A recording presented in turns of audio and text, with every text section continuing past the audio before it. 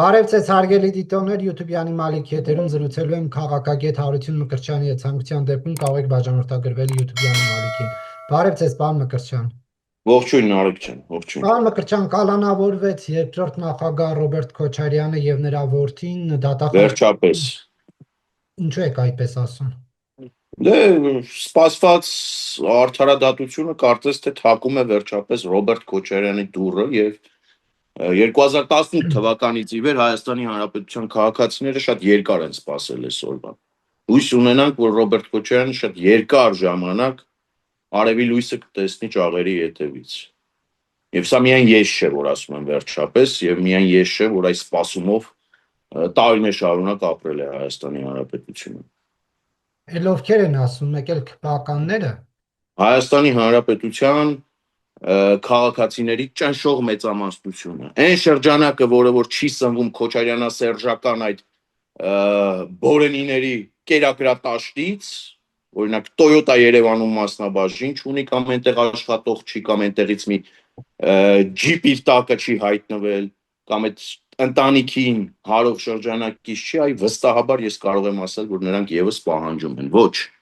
Ոչ միայն ԿՊԱ-ականները, մի տեղայնացրեք եւ մի վերագրեք միայն ԿՊԱ-ականներին։ 2018 թվականին ես ես հիշեցնեմ, որ Հայաստանի Հանրապետության քաղաքացիների ճնշող մեծամասնությունը հենց այս պահանջներով էր դուրս եկել փողոց։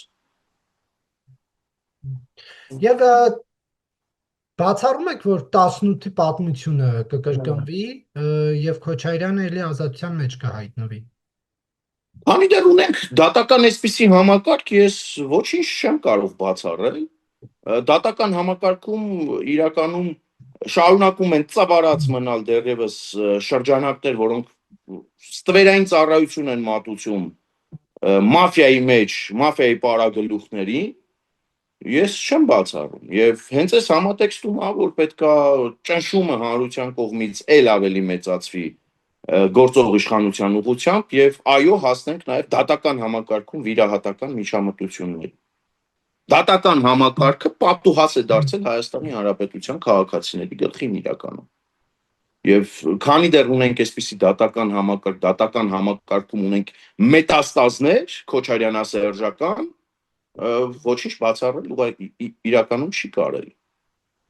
Եվ շատ հնարավոր է, որ այո 2018-ի սցենարը կրկնվի, որովհետև ինչ իրավիճակ ունենք 2018-ից հետո, հա, իրավապահ համակարգը կաշվից դուրս գալով, գործերը քննելով հասցնում է մինչև դատարաններ եւ դատարանը ուղղակի ետնամուտքից հանցագործներին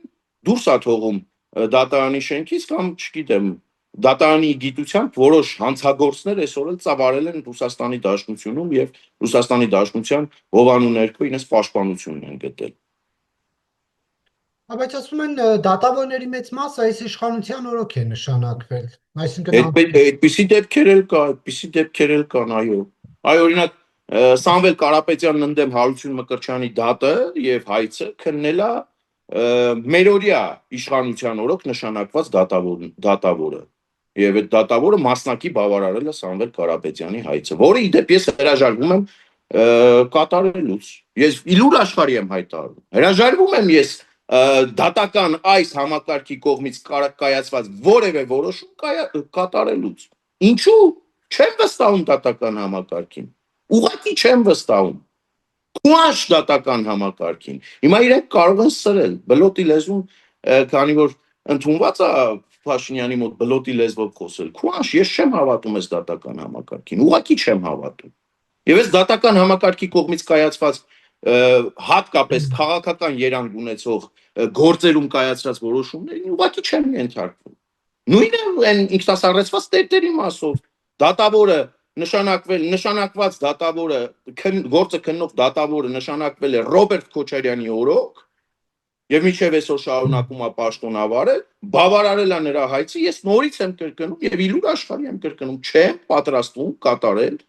այդ դատարանի որոշումը։ Մի քիչ որ ավելի խորանան եւ հարցեր հնչի քաղաքական իշխանության մոտ, թե ինչու չեմ պատրաստվում կատարել, ես փակագծերը կբացեմ։ Քոչարյանի շուրջ տեղի ունեցող զարգացումներին անդրադառնանք, դատախազությունը, հակակոռուպցիոնը ներկայացնում են ցանկ, թե ինչպես են հարստացել, ինչ մեխանիզմներով, օրինակ ասում է մի հողատարածք կա, որը արժեցել է 40 միլիոն, Քոչարյանները ըստ իրավաբանների կարողացել են փոխանակել 1 միլիարդ 700 միլիոն դրամ արժողությամբ հողատարածքի հետ, հետո Տոյոտայի սխեման է իրավապահ համակարգը ներկայացնում, թե ինչպես է Քոչարյանի տղան բաժնետեր դարձել, նույն այդ Orange Fitness-ը, Play City-ն եւ այլն, իրենք հակադարձում են, ասում են մենք վաղ տարիքից բիզնեսով ենք զբաղվել։ Լևոն Քոչարյանն ասում է, այո, գուցե հորս նախագահ լինելու հանգամանքը օգնել է, որ մեր հետ համագործակցությունը լինի ավելի հեշտ, շատերը ցանկանան օրինակ համագործակցել մեր հետ, բայց ասում է դա չի ենթադրում կոռուպցիոն ճանապարհ։ Հիմա մենք ունենք մի կողմից այս ներկայացված սխեմաները, մյուս կողմից հակադարձում, որ մենք արդար բիզնեսմեններ ենք, ինչ եք ուզում մեզնից տրամաբանությամբ։ Այս բանավեճը ինչպես կավարտվի ձեզ։ Իրավական հանգուցալուծմամբ եւ Քոչարյան ընտանիքը պետքա հիմնավորի, թե որտեղից իրենց առաջին 1 միլիոն դոլար։ Միշտ ասում են, չէ, առաջին 1 միլիոն դոլարի տեղը ցույց տուր, մնացածը մենք կգտնենք։ Առաջին 1 միլիոն դոլարի տեղը թող ցույց տան, որտեղից իրենց։ Այդ Հայաստանի Հանրապետությունում միակ վունդերկինդ բիզնեսմենը Լևոն Քոչարյաններ կամ Սեթրակ Քոչարյաններ կամ Քոչարյան ընտանիքն է, ում են հիմարի կամ ավանակի տեղ դրել։ Լուրջ եք ասում, Նարեկ։ Դուք ինչի 19 տարեկանում միլիոնատեր չեք եղել։ Ինչի։ Ինչի եք ընտրել լրագրությունը։ Բա գնայք բիզնես անեք, բիզնես միջավայրը այդպես հարմար էր, պարար թող կար ստեղծված Հայաստանի Հանրապետությունում, որ 19 տարեկանում, 20 տարեկանում կարելի էր դոլարային միլիոնատեր լինել։ Նարեկ ինչի եք ընտրել լրագրությունը։ Գնայք բիզնես անեիք։ Թե դուք չեք ուզում միլիոնատեր լինել։ Թե դուք չեք ձգտում ավելի լավ, ավելի բարեկեցիկ պայմաններ ու հնարավորություններ ձեր եւ ձեր սերունդների համար ստեղծել, կամ մնացածը։ Սիսի շեքյատներ է։ Այդ ինչի Հայաստանի Հանրապետությունում մի խեղճ ու կրակ ընտանիքից չծնվեց այդպիսի բիզնեսմեն։ Չի։ Այդ լոլոները, այդ հեքիաթները թող գնան իրենց տանը, իրենց կանանց, իրենց, չգիտեմ, Լավ, այդ ընտանիքի զոքանչներին անդամներին հանգիստ թողնենք, պատմեն ու Հայաստանի Հանրապետության քաղաքացիների ականջներին թող չփորձեն լապշաներ կախեն։ Թող գնան իրենց զոքանչների մոտ այդ հեքիաթները պատմեն։ Եկեք չթիրախավորենք կանանց եւ Որևէ մեկին չեմ թիրախավորում, քավլիցի։ Ընդհակառակը ես իմ հանրային գործունեության մեջ նաև աչքի եմ ընկնում նրան, որ միշտ եմ ասում, որ պետքա կարմիր գծեր ունենալ եւ այդ կարմիր գծերը չհատել։ Բայց ներողություն, իրենք հիմա այդ կարմիր գծերը հատում են Հայաստանի Հանրապետության քաղաքացիներին էշի տեղ դնելով։ Իրենց ավանակ հալով։ Դե բայց ասում եմ հայրս Ռուսաստանում սիստեմայում աշխատում էր, եկա աշխատավարձ էր ստանում։ Լսեք, հայրը 2000-ականների սկզբին սիստեմայում աշխատել է։ Նախագահություն 2000-ականների սկզբին իր հայրը աչքի անկել Հայաստանի Հանրապետությունում արյունոտ կառավարման գծով իր հոր կառավարման տարիներին բազմաթիվ քաղաքական սպանություններ են եղել։ Իր հոր կառավարման տարիներին զուգահեռ ստվերում այրանց նմանները 18-19 տարեկանները ջերմոցային պայմաններում աճեցվել ու միլիոնատեր են դառել։ Էս ի՞նչ հեքիաթ է։ Լսեք, Լևոն Քոչարյանին ոչ ցանկություն ունեմ մեկնաբանելու, ոչ էլ հավես։ Նրա խոսքերը կմեկնաբանեն լավագույնս Հայաստանի Հանրապետության իրավապահ համակարգի ներկայացուցիչները։ Եվ ինքը այդ բացատրությունները թող ոչ թե մեզ տա Հայաստանի Հանրապետության քաղաքացիներից, այդ բացատրությունները թող գնա խելոք իրավապահ համակարգին ներկայացնի։ Իրավապահ համակարգն էլ դրա հավաստիությունը կստուգի։ Եվ Քոչարյանի ընտանիքը, ովքեր տղան հիմնականում, որը պատգամավոր է, եւ թիմակիցները, սա վերագրում են առաջկայում կայանալիք մեծ զիջումների հետ, ասում են սրանով փորձում են ընդդիմադիր դաշտը չեզոքացնել Քոչարյանն է, Ծառուկյանը, Սամվել Կարապետյանը, որպիսի հանձնեն, օրինակ Տիգրանաշենը։ Եկեք իրերը կոչենք ճիշտ իրենց անուններով։ Ընդդիմադիր դաշտ չի, Կիրենկոյի գրպանային շրջանակները։ Ընդդիմադիր դաշտ չի Պուտինի հովանավորյալ շրջանակները։ Ընդդիմադիր դաշտ չի Հայաստանի Հանրապետության դեմ գործող 5-րդ անիվ կամ 5-րդ շարասյունը։ Իրերը կոչենք իրենց անունով։ Եվ եթե այո, խոսքը գնում է սա ներկայացվում է իբրև ռեպրեսիա, հա ռեպրեսիա է։ Ինչ խնդիր կա։ Իրավական ռեպրեսիա է եւ օրենքի դիկտատուրայի հաստատում է, եթե անգամ սա կուզեն։ Եթե դիկտատուրա բառը իրենց այդքան շատ է դուր գալիս եւ իրենք ուզում են այդ բառի տակ հայտնվել, այո, իրենք ենթարկվում են օրենքի դիկտատուրայի հաստատման։ Եվ այդ ճանապարհին իրենք խոչընդոտ են։ Թալանչի եղել է եւ այդ թալանչիության համար պետք է պատասխան տան։ Հայաստանի Հանրապետության քաղաքացիներին տարիներ, տասնամյակներ շարունակ գրփել, չրփել է ու դրա համար պետք է պատասխան տան։ Իսկ ինչ ընդդիմադիր, իրենք ընդդիմադիր են։ Ում են ընդդիմադիր։ Հայաստանի Հանրապետությանը։ Okay, Հայաստանի Հանրապետությանը։ Հայաստանի Հանրապետության կենսական շահերին, Հայաստանի Հանրապետության ժողովրդի կենսական շահերին։ Ու իրենք երբեք էլ Հայաստանի Հանրապետության ժողովրդի ուղղությամբ դիմադիր չեն եղել։ Այդ որ թալանում էին, դուք գիտեք, իրենք դիմադիր են կամ ժողովրդի համար են թալանում, ժողովրդին ընդդիմություն են եղել։ Ժողովրդից տարիներ շարունակ սերնաց ու գողացող մկանպես թալանել են ժողովրդից։ Ժողովրդի արունը ծածել են տարիներ շարունակ։ Ու հիմա եկել է պատասխան տալու ժամանակը։ Ու Պուտինն էլ իրանց չի փրկի, հատկապես Պուտինն իրանց չի փրկի։ Հատկապես այս համատեքստը պետք է մենք իրականում բաց չթողնենք եւ անznավորված անznային տիրույթում այս հարցը չքննարկենք, ավելի շատ հասկանանք, թե որտեղից է քամին փչում, հա։ Հատկապես Ռուսաստանի Դաշնության կողմից վարվող սանկցիոն քաղաքականության, տնտեսական սանկցիոն քաղաքականության արդյունքում իրենք պետքա եւս հասկանան, որ այս իրավիճակում Պուտինն էլ իրենց չի փրկի։ Ու մեծ հաշվով սա նաեւ մեսիջ է իրենց քաղաքական հովանավորին կամ Հայաստանի Հանրապետությունից դուրս իրենց այստեղ գործուղողին։ Կիրիենկոին, Պուտինին, FSB-ին։ Ինչ ուղերձ է սա։ Արեք եկեք հիշենք, եկեք մի փոքր պատմական վերջին շրջանում, հատկապես վերջին շրջանում, փոքր պատմական էքսկուրս անցկացնենք։ Վլադիմիր Պուտին, Նիկոլ Փաշինյան հանդիպման ժամանակ Պուտինը շատ բացահայտ ներկայացնում էր պահանջ, հորդոր, խնդրանք Հայաստանի Հանրապետության վարչապետին, որ պետք է պրոռուսական կողմնորոշում ունեցող ուժերը հնարավորություն ունենան մասնակցելու ընտրություններին։ Իզարմանս է ինձ եւ ցավոք սրտի պետք է արձանագրեմ, վարչապետ Փաշինյանը տուրք տվեց այդ խնդրանքին եւ ովքեր Հայաստանի Հանրապետության քաղաքացիության եւ օրենսդրության հետ խնդիր չունեին, առաջադրվեցին եւ մասնակցեցին այդ ընտրություններին։ Այդ ընտրությունների ընթացքը բոլորս տեսել ենք, ընտրությունների նախորդող շրջանը բոլորս ականատես ենք եղել։ Հակակոռուպցիոն կոմիտեն մինչեւ վերջերս եւ մինչեւ այսօր հայտարարություններ է տարածում ընտրակաշառքի դեպքերի մասով։ Նրանք մասնակցեցին ընտրություններին։ Ընտրակաշառքի արդյունքում ստացան մանդատներ, հայտնվեցին խորհրդարանում։ Ու ինչ իրավիճակ ունենք։ Ինչ իրավիճակ ունենք։ Ռուսաստանի Դաշնությունը տնտեսական սանկցիոն քաղաքականություն է վարում Հայաստանի Հանրապետության ուղղությամբ։ Առանցին դրվագներով ընդհանուր հաստատվում այն փաստը, որ նաև ընդդիմադիր այդ շրջանակները, ճակերտավոր ընդդիմադիր, այդ շրջանակներն են սանկցիոն քաղաքականության հիմքում կանգնած եւ նաեւ նրանք են պահանջներ ներկայացրել Ռուսաստանի Դաշնությանը, որպեսզի այդպիսի քաղաքականություն իրականացվի։ Ու ինչ, ձեզ թվում է մենք պետքա սա հանդուրժենք։ Ու Պուտինին եւ Կիրիենկոին թվում է, որ Հայաստանի Հանրապետության իշխանությունները իրենց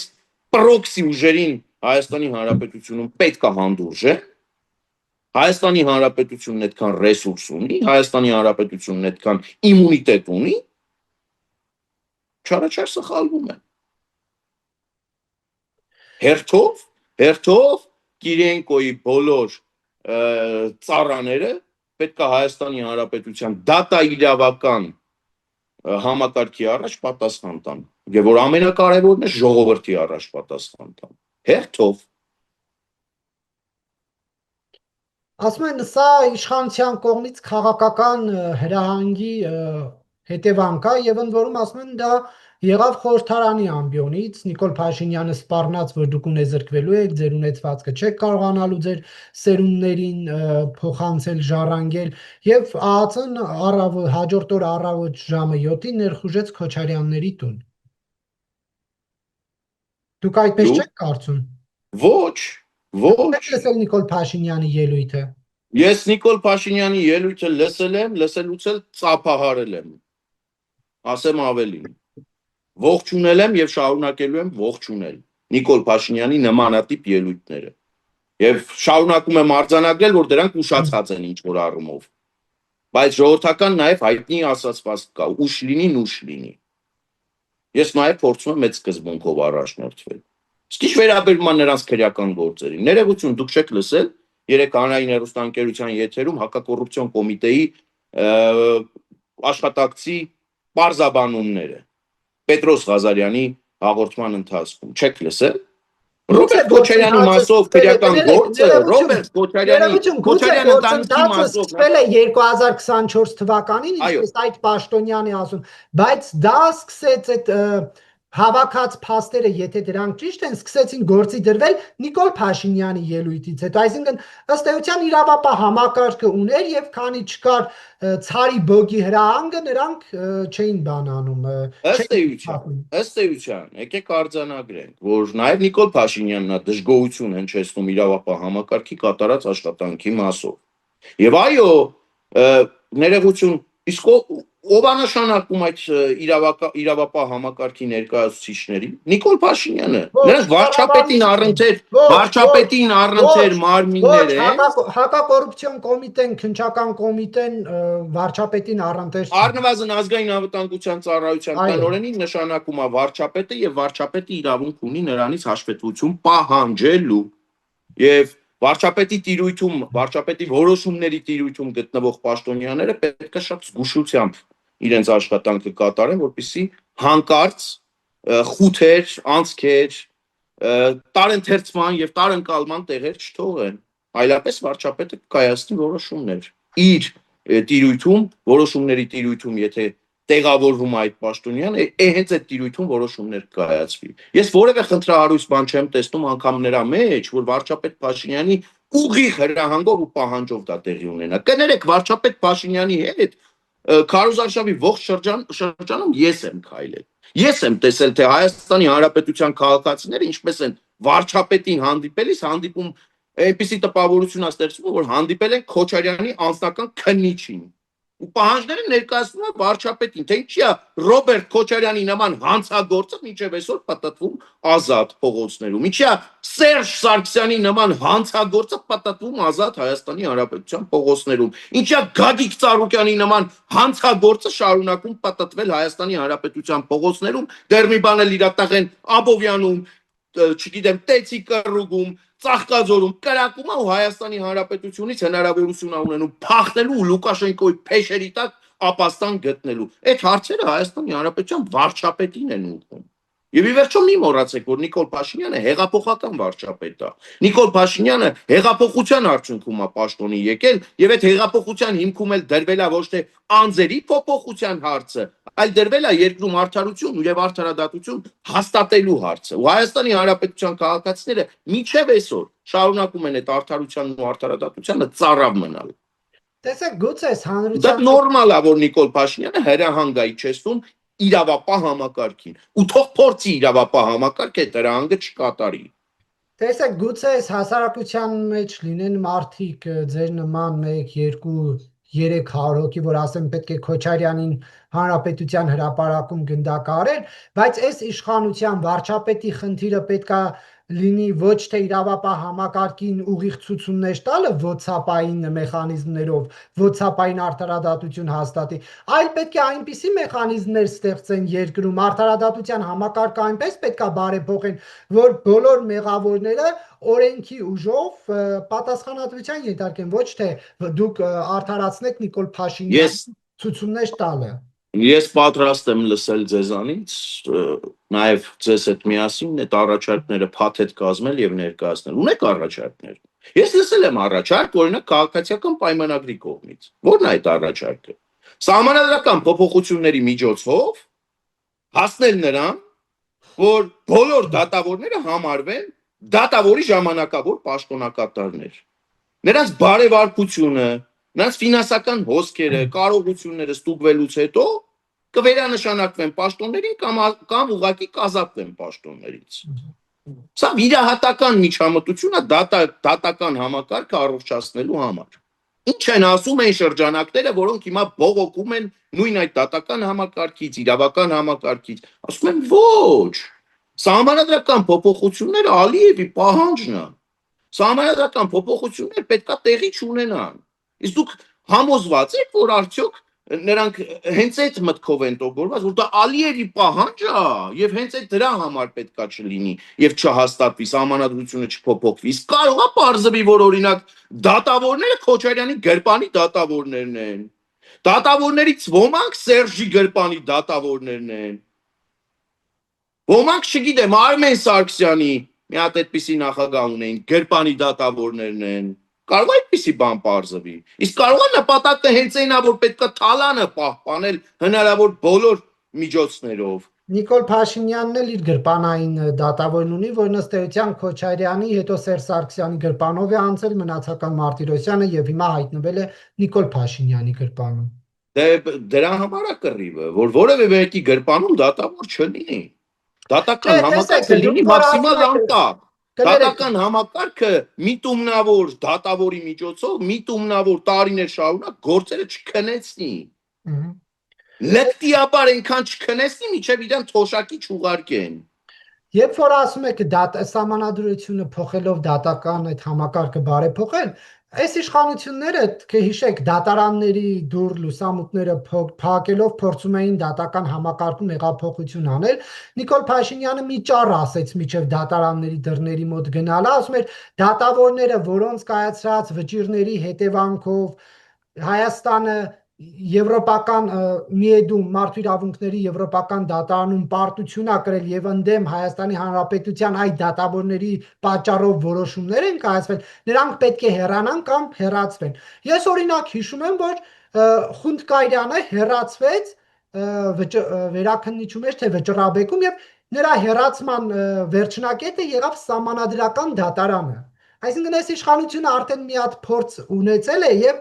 կամք չի ունեցել, տապալել է։ Հիմա այս սահմանադրական բարեփոխումներով կամ փոփոխություններով, որ դուք այսպես ներկայացնում եք որպես լուծում,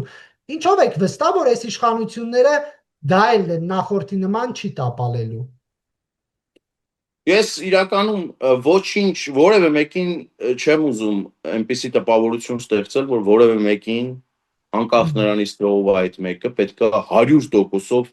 վստահություն տալ։ Առհասարակ Հայաստանի Հանրապետության քաղաքացիները պետք է սովորեն։ Սա ես իդեպ ասում եմ 2018 թվականի հեղափոխությունից անմիջապես հետո։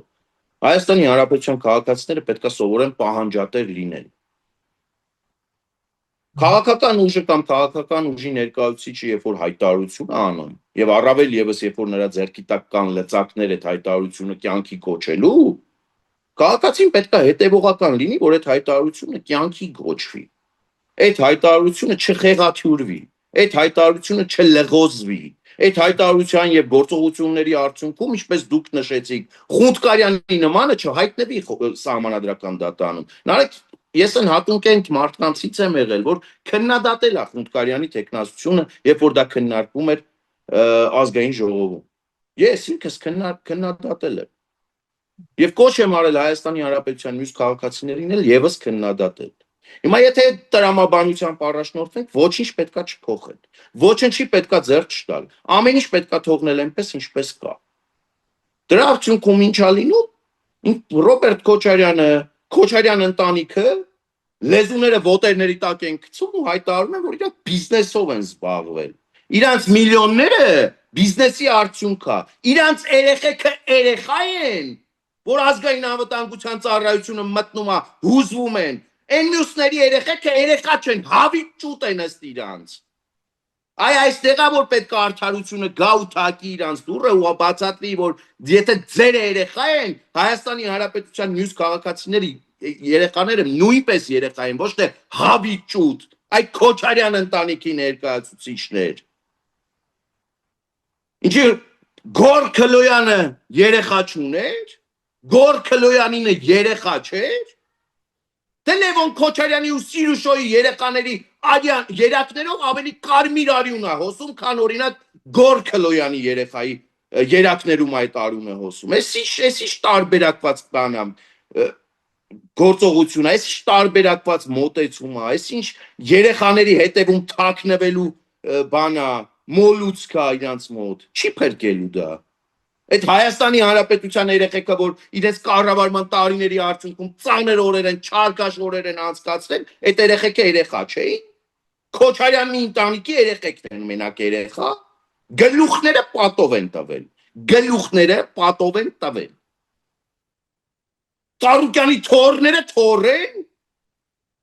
Սարգիս Քլոյանի թորը թոր չի։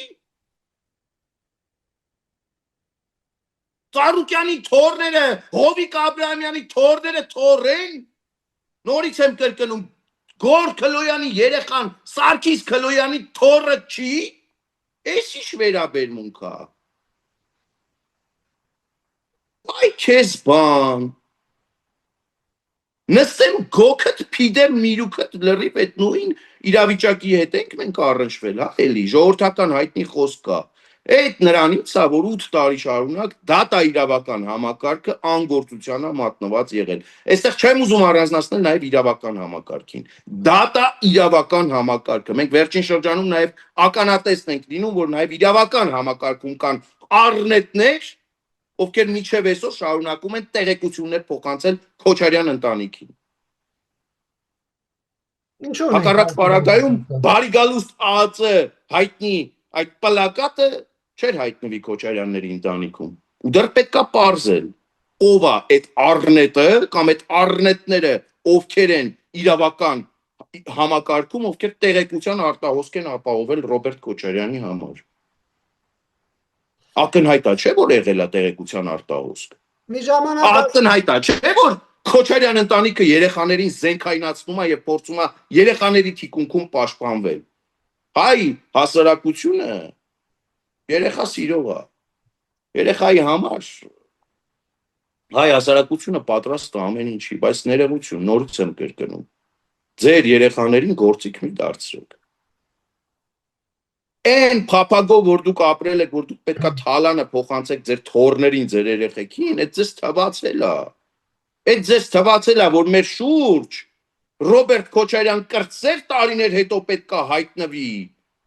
ով լինի, ով ժառանգություն ստացած լինի միլիոնավոր դոլարներ։ Ձեզ թվում է։ Ռոբերտ Քոչարյան կրտսերը պետքա սովորի, լավ ուսում ստանա, լավ կրթություն ստանա, փորձի բիզնեսով զբաղվել 0-ից։ Հոր օրինակը պետքա կրկնի, փորձի 0-ից բիզնեսով զբաղվել եւ ապացուցել մեզ, որ Քոչարյան ընտանիքը բիզնես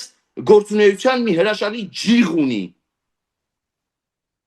Պորտեպորտ իրենց փոխանցված։ Ու թող միլիոնատեր դառնան, 0-ից փորձեն դառնան։ Ռոբերտ Քոչարյան կրտսերը չի կարող քայլել Սարգիս Քլոյանի թորի կողքով ու իր միլիոններով իրան լավը զգան, արեք։